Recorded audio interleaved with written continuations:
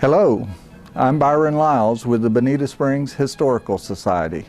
We are here at the old US41 bridge over the Imperial River, one of the most historic areas of the city and in the center of Old Bonita. Growing up in this town, I and many others spent countless hours of enjoyment in and on the river's waters. For many years, it was not only the principal means of transportation, the river and its tributaries were also a common place for swimming and bathing, even with the occasional alligator present. People have been living along the shores of the Imperial River for well over 4,000 years. Village remains of the Calusa Indians can still be seen along the river. The first Europeans who settled along its banks in the late 1800s and early 1900s called the river Snake Creek or the Corkscrew River because of all the bends and turns. Later it was named on some maps as Surveyor's Creek for an Army Corps of Engineer encampment along its shores.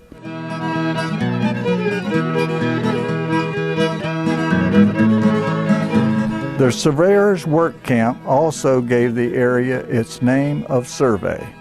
The early pioneer community of Survey was not here at old US 41, but rather located along the old trail, now called Imperial Parkway, south where the first road bridge was located. By the early 1900s, approximately 10 citrus groves were planted along the river and its tributaries.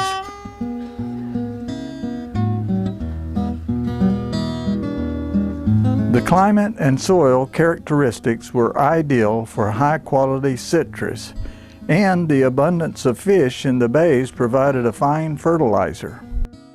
The U.S. Census of 1900 showed a total of 41 residents for Survey.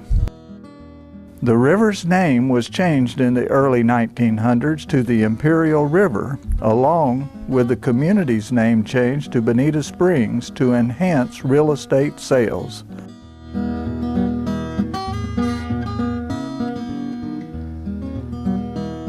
The river remained the primary means of transportation until the railroads came to town, and the road from Fort Myers was passable by automobiles in the 1920s. It was the placement of a one-lane drawbridge and routing of the Tamiami Trail, or US 41 as it was called, here along what was once named Heitman Avenue, that allowed for a commercial corridor and a new center for the town to develop. Some of the first homes and commercial buildings still remain today.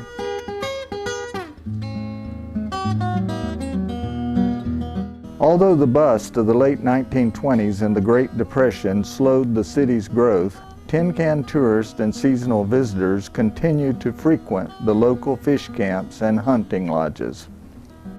The junction of the Imperial River and Tamiami Trail was the location of several of the town's first facilities for visitors to overnight.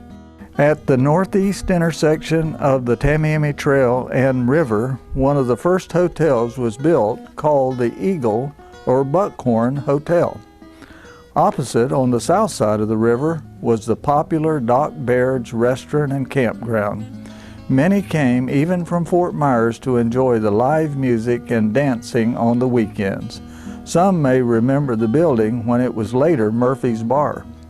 The two parcels later became one of our first mobile home parks, known for years as Bamboo Village.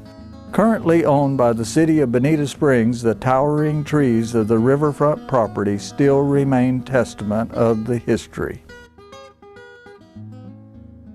At the southwest junction of the river and trail, a two-story hotel was built by my grandfather, J. Wallace Lyles, in 1926. Changing hands several times, it was mostly known as the Imperial River Court. and included individual rental cottages along the river and sites for travel trailers and campers. Fortunately, thanks to the efforts of the City of Bonita Springs, this structure is publicly owned and still remains as part of Riverside Park. By virtue of the many tourists that traveled along the Tamiami Trail, brothers Bill and Lester Piper were able to open a roadside attraction highlighting Florida's wildlife in 1936. First called the Everglades Reptile Gardens and later the Everglades Wonder Gardens, the enterprise was successful and brought more attention and jobs to town.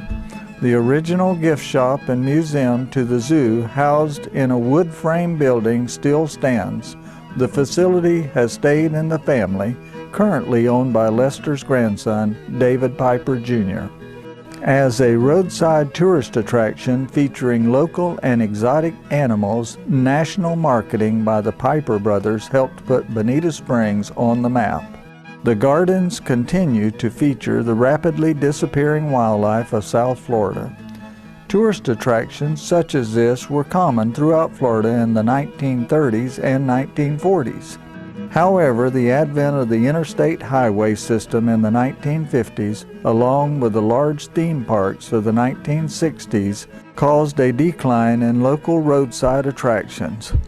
As the number of historic attractions in Florida continue to dwindle, the Everglades Wonder Gardens is one of the few remaining historic resources of this type. Tourists visiting today can view the animals of our area close up and take a walk into the past.